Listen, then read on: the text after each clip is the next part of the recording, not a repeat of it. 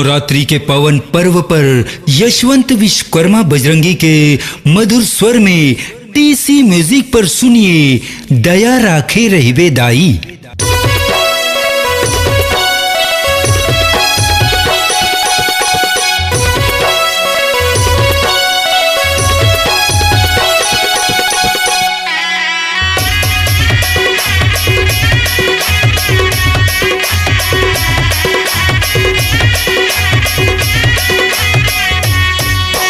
मैया के बगवा दिखे मचुर धार है,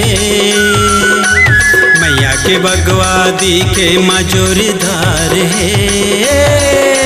यही उम्र में जश कमाला नहीं तो जिंदगी बेकार है। यही उम्र में जश कमाला नहीं तो जिंदगी बेकार है। जय माता दी, जय माता की, जय माता दी, जय माता की।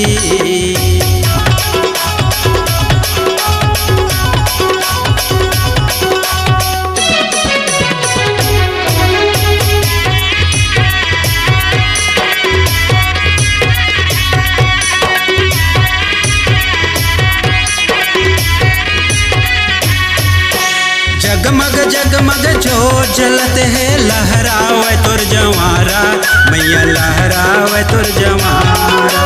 गाँव गाँव माँ शहर डगर माँ गूंजत हवे तुर जयकारा, मैया गूंजत हवे तुर जयकारा।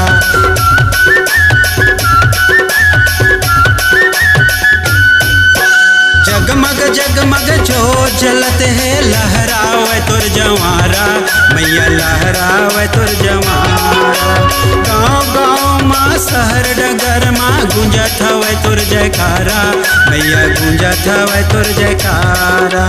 मैया के भक्ति माँ नैया पार है, मैया के भक्ति माँ नैया पार है। यही उम्र माँ जश कमाला नहीं तो जिंदगी बेकार है। यही उम्र माँ जश कमाला नहीं तो जिंदगी बेकार है। जय माता दी, जय माता की, जय माता दी, जय माता की।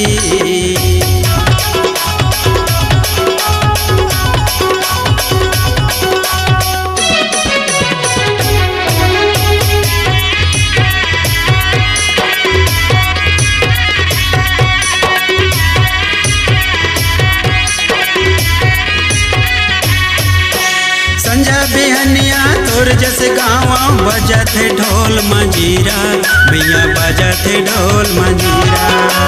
तोर बिना मोर जिंदगी है सुना, जग लगे मोला बिरथा, मैया जग लगे मोला बिरथा।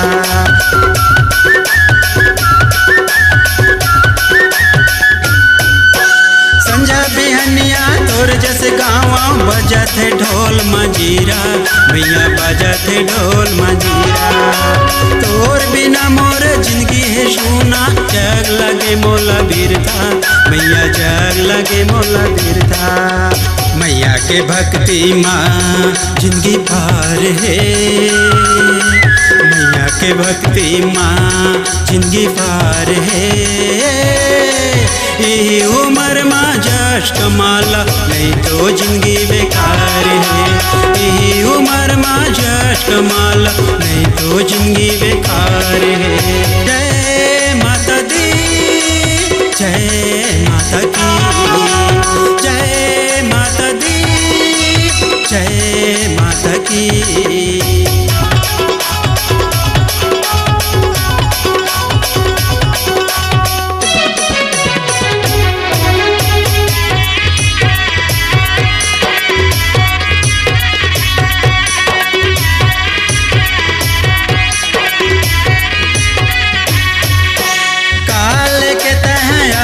भैया काल के तह जावेगा, काल के तह जावे। नहीं मिले तन्हा दोबारा, मुक्ति बरजस कमालेगा, मुक्ति बरजस कमाले।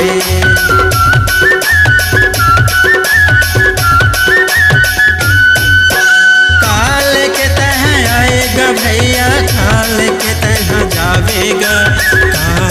तहाँ जावे। नहीं मिले तन्हा दोबारा, मुक्ति बरजस कमालेगा, मुक्ति बरजस कमाले। मैया के चुनरी दिखे मचुकलाले, मैया के चुनरी दिखे मचुकलाले। यही उम्र माँ जश कमाले, नहीं तो जिंदगी बेकार है। यही उम्र माँ जश कमाले, नहीं तो जिंदगी बेकार है। मैया के बगवा दिखे मचोरदार है, मैया के बगवा दिखे मचोरदार है। यही उम्र माँ जश कमाला, नहीं तो जिंदगी बेकार है। यही उम्र माँ जश कमाला, नहीं तो जिंदगी बेकार है।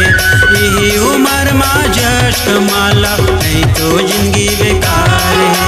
यही उम्र माँ जश कमाला, नहीं तो जिंदगी बेकार है। अपनी आवाज को दीजिए एक नया मुकाम। डिजिटल रिकॉर्डिंग की दुनिया का जाना पहचाना नाम स्वरांजलि, जहां गूंजती हैं ध्वनियां अपनी माटी की सौंधी सुगंध के साथ। छत्तीसगढ़ी संगीत के विविध रंग जो पहुंचाते हैं पूरे प्रदेश में डिजिटल रिकॉर्डिंग के संग। स्वरांजलि स्टूडियो, नेमीचंद गली नंबर 2, गंजपारा, रायपुर।